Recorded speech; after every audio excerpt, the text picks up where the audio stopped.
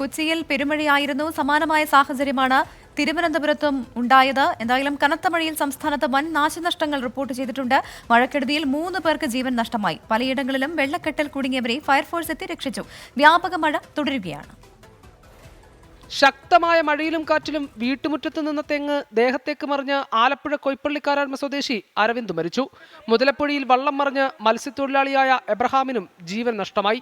കാസർഗോഡ് കാഞ്ഞങ്ങാട് പുഴയിൽ കുളിക്കാനിറങ്ങിയ 14-കാരൻ സിനാൻ ചുഴിയിൽപ്പെട്ടു മരിച്ചു. കൊല്ലത്തും തിരുവനന്തപുരത്തും റോഡുകളിലെ വെള്ളക്കെട്ട് ഗതാഗതത്തിന് തടസ്സമായി. കൊല്ലം, മരുത്തടി, ശക്തികുളങ്ങര, മങ്ങാട് പ്രദേശങ്ങളിൽ വീടുകളിൽ വെള്ളം കയറി. തിരുവനന്തപുരത്ത് നെയ്യാറ്റിൻകര ശ്രീകൃഷ്ണ ക്ഷേത്രത്തിന്റെ ചുറ്റുമതിൽ തകർന്നു വീണു. ചിറയൻകീഴ് കോട്ടൺ ഹിൽ സ്കൂളുകളുടെ മതിലിടിഞ്ഞു. വെഞ്ഞാറമൂട്ടിലും കല്ലമ്പലത്തും വെള്ളക്കെട്ടിൽ ഒറ്റപ്പെട്ടുപോയ കുടുംബങ്ങളെ ഫയർഫോഴ്സ് എത്തി രക്ഷിച്ചു. നഗരമേഖലയിലും ഉൾപ്രദേശങ്ങളിലും മഴ കനത്തു. വർക്കല പാപനാശത്ത് കുന്നിടിഞ്ഞു. കാട്ടാക്കടയിലും നെടുമങ്ങാടും മലവെള്ളപ്പാച്ചിലുണ്ടായി തോടുകൾ കരകവിഞ്ഞു.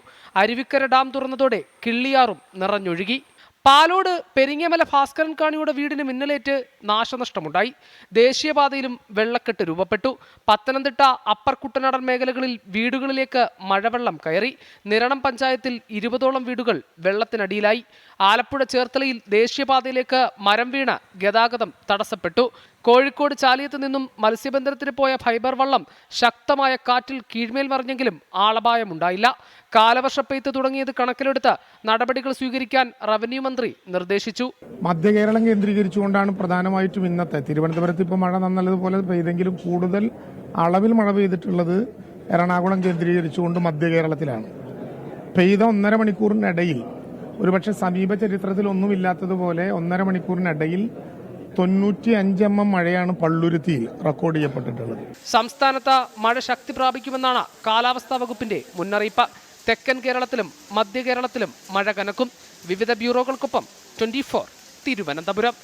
വിധി ദിനത്തിൽ 24 മാജിക് ജൂൺ 4 ചൊവ്വാഴ്ച രാവിലെ 5 മണി മുതൽ 24-ൽ.